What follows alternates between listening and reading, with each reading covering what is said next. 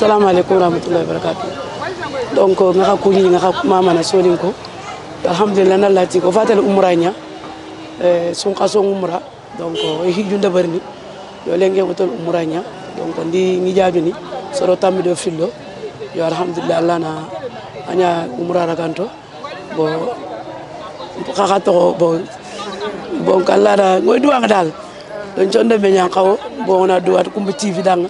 Donc il bito sikilen ki gadi mbatenga vraiment content ni inshallah moko gol nya domi toujours activité ni nyani mak ngi de barni. OK, assalamu alaikum adi